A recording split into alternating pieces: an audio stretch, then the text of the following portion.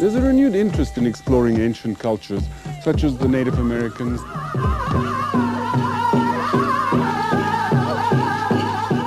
the Australian Aborigines, the Maoris of New Zealand, or the early Egyptians. This interest goes beyond mere academic curiosity or the impulses of the conservationists. We are discovering some basic threads that run through all religion and culture and reflect our common humanity and the ultimately experiential quality of the deepest forms of knowledge. This is what the mystics of all cultures have called the perennial philosophy, or simply universal wisdom.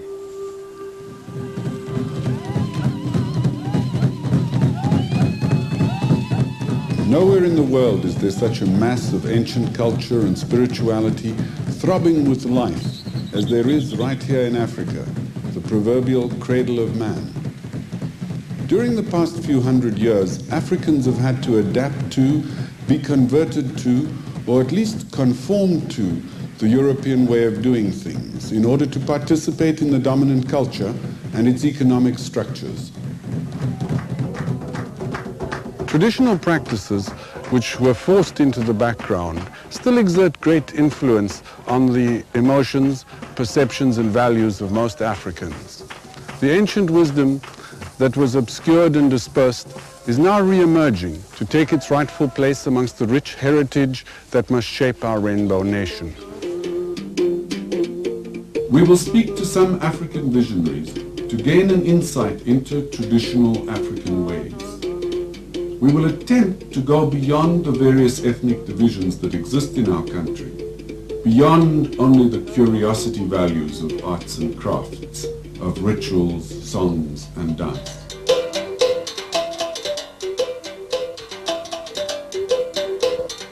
Students of Africa, and I mean social anthropologists, missionaries, and others who have studied Africa, who are mostly Western, like to see many cultures in Africa. That is why they speak, for instance, about African traditional religion.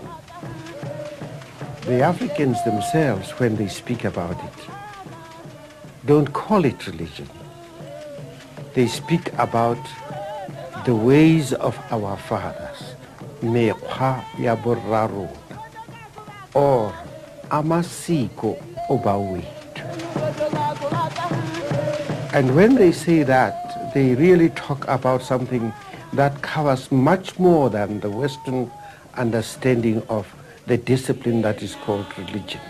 We are aware of the oneness of the spirituality of our fathers, spiritually, culturally, and in the understanding of reality. If you look at the scope and scale of the African continent, it is a vast world. Many people don't realize how big this world is.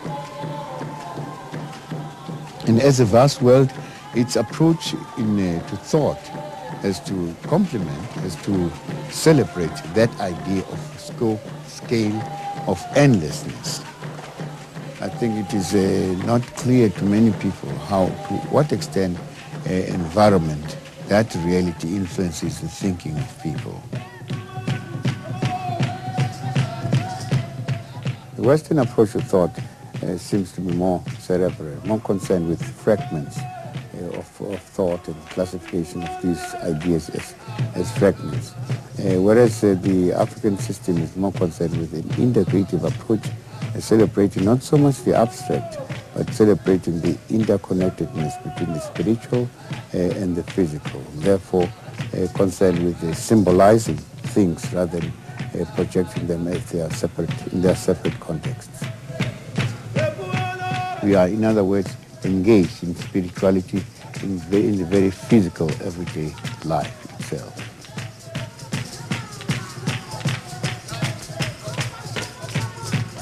A common element that runs through ancient culture is the presence of the sacred in every aspect of physical life. The cooking fire is sacred. The cooking pots and the food are sacred. The tree near the house where chickens are slaughtered and the fields that have been ploughed and planted are all part of an interconnected, sacred universe.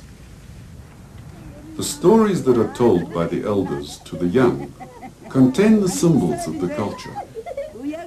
Symbols help the mind to make the link between the physical and the sacred. A living symbol will always inspire new interpretations and an ever-deepening understanding. This explains the differences we observe among the various ethnic groups of Africa. What is important in the African system is the diversity of approach, the celebration of that diversity, and the acceptance that there is a diversity. But the diversity is based on a common perspective, namely that there is a creator, and the creator is one. And there are many different entities which celebrate that spiritual entity that is vast and inconceivable. It is inconceivable because we cannot, you cannot define it. You cannot say it is like this. The total aggregate of human knowledge cannot really be called philosophy or theology or in those terms at all. Philosophy or thought is what one finds in old people as African wisdom. African wisdom comes not because one is a wonderful thinker, but because one has had a wonderful, long experience of life in different situations.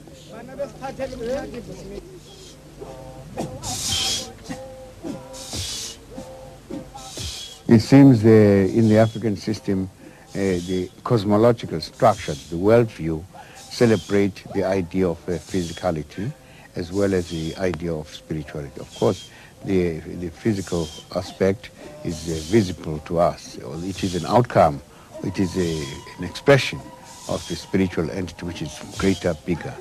It is the outcome projects things as secular, as round. It is in all the celebrations that are concerned with the roundness of things, with the fulfillment of things, the womb, the earth being the womb, the earth being round itself. And the physical hints at this relationship through the idea of a secular form of houses. The houses actually have got this kind of frame, same frame. It also celebrates this interconnectedness between entities through the dances, especially the dances of the young girls who dance in secular form. It is also celebrated in the idea of the earth itself as round. The roundness of things symbolizes the oneness of the African perception of life. Each separate entity or object is filled with the same living spirit. Thus, the trees have life. The clouds speak, and the animals form an integral part of the community. This can be understood as a recognition of the indwelling aspect of God in all things. Yet, this type of perception has often been labeled animism or pagan.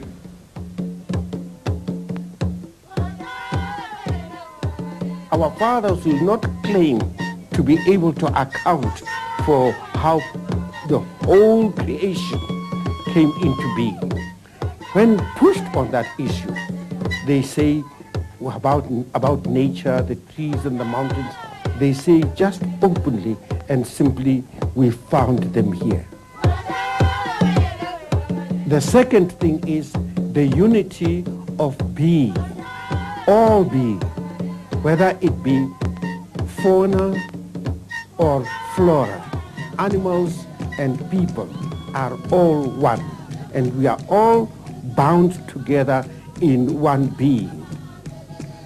Therefore, the question of having to respect the one and the other, because every being is charged already with the source of being, which is the divinity. Very, very essential in African understanding, and almost inspiring every way of life is this understanding of the unity, the community of the humans. We speak, for instance, about mutu ke mutu kabantu, ngumuntu ngabanye abantu. This expression you will find in almost every African language south of the equator. A person can only be human in company with others. Therefore we say every person belongs and everything belongs.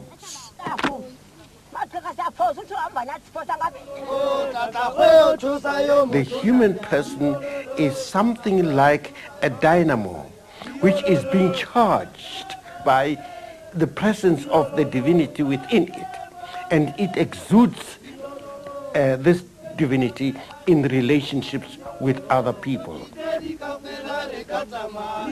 Every human person is a dynamo. This is what has been said about Africans not believing in the concept of soul as such.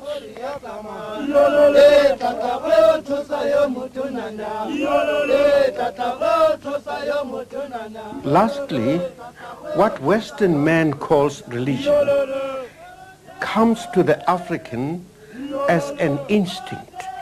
It is not learned.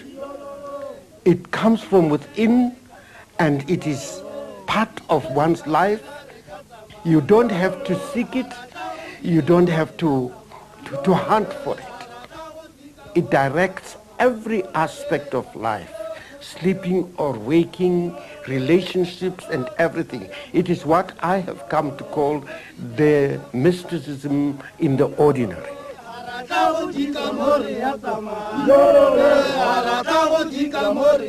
We have heard that the African ways are influenced by our geo-vastness and the considerable ethnic diversity, yet they still reflect a basic unity of spirit. A God-affirming view of life comes as an instinct to the people. And there's not the division between culture and religion that exists in Western society. We have been told that emphasis is placed on the experiential quality of life, and wisdom comes from experience. The expression of thought is symbolic, integrative, and earth-cherishing. The ways of the Fathers speak of the unity of all beings, and being fully human is not really possible except in community with other people. Let us now focus on the understanding of ultimate reality, or God, in Africa.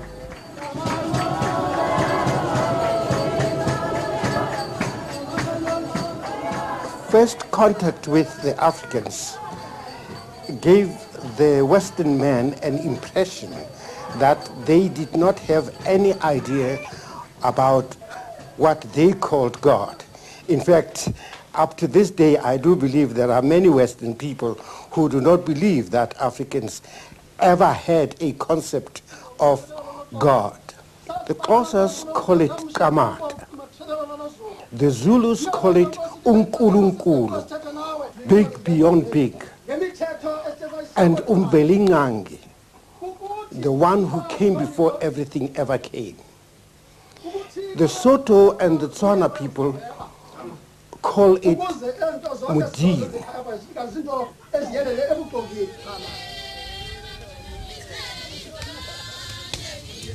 Umbengangi in the Nguni system is a primary creative force. The creator is really not known. He's unknowable. The creator is unknowable. Umbengangi is above all things. There are other entities that express this quality, but they are actually entities in relation to, not inferior to, or leading towards fulfillment through integration with the Umbengangi. In the African system, I think we should look at life as interconnectedness. All entities in life are interconnected. That means nothing is absolutely superior to other entities. Even human beings are an extension of that quality. And that quality is the quality of the sacredness of life. There are two aspects of this sacredness. It is that the physical life itself is a part of that quality. But there is other entity which is high, which is deeper, more profound. It is mysterious. It is indefinable. The Jews refer to the unspeakable holy name. Lao Tzu writes of the Tao, saying, "The Tao that can be spoken is not the living Tao." They are referring to an experience of ultimate reality. Africans will only address Modimo or God directly in cases of extreme drought or epidemics. Prayers and offerings are normally addressed to the ancestors, who we will learn more about in a later episode. Mysterium tremendum et fascinans. It is mysterious, it is tremendous, that's why we use the word unkulunkulu, and it is fascinating. That is why the Bemba use the word lesa, the spirit that percolates and permeates all nature. That is why Africans don't necessarily have to stop to pray at any one time.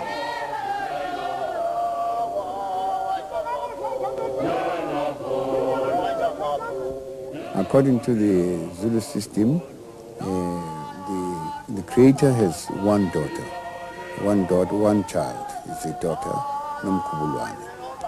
Nomkhubulwane has got two qualities celebrated at a certain time, both male and female qualities.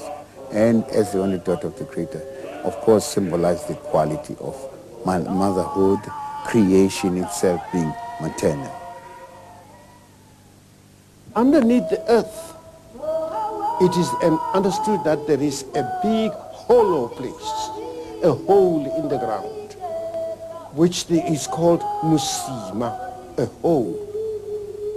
The expression is that it is Musima Osatlali. And it is in this Musima, in this big underworld, as it were, that Mudimu Kamata Uvelingang really holds its sway.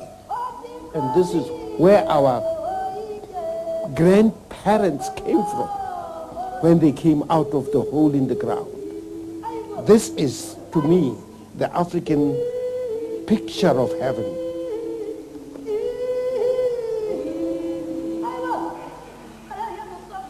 Amongst the Native Americans, Hopi creation mythology also speaks of the first people coming out of a hole in the ground.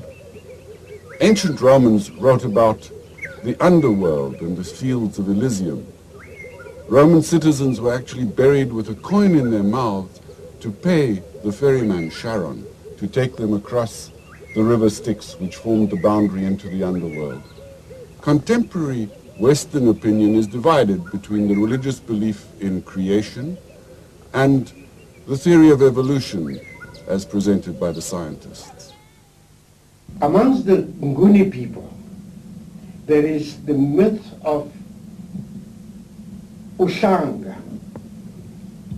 They will tell you, the first people came out of a bed of leaves. The idea of a celebration of the origin of life is dramatized in the ceremony of the rites ceremony of the river, the ceremony of the beginning, appearance. These are all symbols, and those celebrations that we see in the celebration of the reeds are actually a reference to this beginning. The beginning is very important. That's why it is celebrated by young girls who symbolize the beginning of life. This very same incident is celebrated amongst the Sotho people who do not use the myth so very much. Whenever a child is born, a reed is taken and it is laid in front of the doorway of the room in which the child is born to indicate that a human person is coming out, and people don't usually go into such a place because it is a busy place, as if there is a sign there saying no entry, Mudimu at work. The second myth of origin is the Sotho myth of origin. It is simple. It says the first people came out of a hole in the ground. They came out, men and women and their children and their animals. This myth of the coming out of the hole in the ground is celebrated every time somebody dies. The grave is seen as the digging of a way for the people to go back into the Musima where Mudimu is, together with Badimu. And the message is sent, go back to them, greet them for us, tell them to give us rain and to give us food. At that time, the idea is that every death is a going back home in Musima, where Mudimu and Badimu hold sway. I think very much that both of the myths corroborate Darwin's theory of evolution, and that the myths as related by the African are a relation, a verbalization of a collective memory of the community, of the people, over the years, over the ages, from the time when people were still living in the marshes or were still living as cavemen. Now comes the question that is very, very important, and it is at what stage then in this evolution does the human person become conscious of its humanity? At a certain stage, people began to see themselves as people different from animals, or distinct from them, although of the same essence as the animals. And that is the time when they refer to themselves as coming out of the hole in the ground or wandering around in the marshes amongst the reeds. In this first episode, we have gained some insight into the African understanding of life, of supreme reality, and of the stories about the first people. In the following episode, we will look at the question of community, the rites of passage, and how people relate to one another. In the third episode, we will learn about what happens in the afterlife and the role of the ancestors. And finally, we will deal with the sangomas, the healers of society, wrongly called the witch doctors.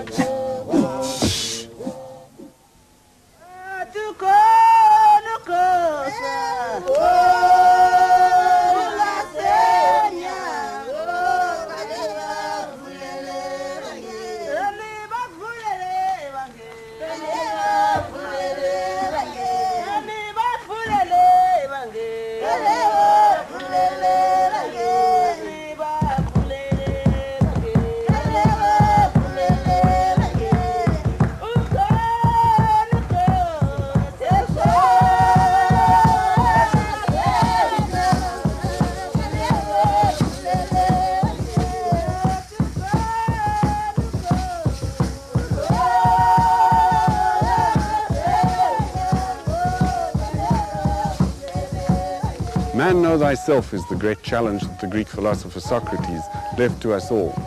Are we a form of matter gone mad, or are we spirit incarnate with the potential to participate in the process of creation? The early Greeks proposed a threefold division of man into body, soul, and spirit. The Native Americans used the four compass directions to help them understand things. South is the place of the body, and the west is feeling and intuitions. The east is the intellect, and the north is the place of wisdom and the great spirit. The English philosopher Thomas Hobbes speaks of mankind as being in a state of war of all against all. He compares our behavior with the laws of the jungle, much in the same way as Darwin, whose theory of evolution is driven by what he calls the survival of the fittest. Western society has developed so dramatically over the past century that we've often lost contact with the root causes of our actions and our prejudices. Ancient cultures are much closer to their roots.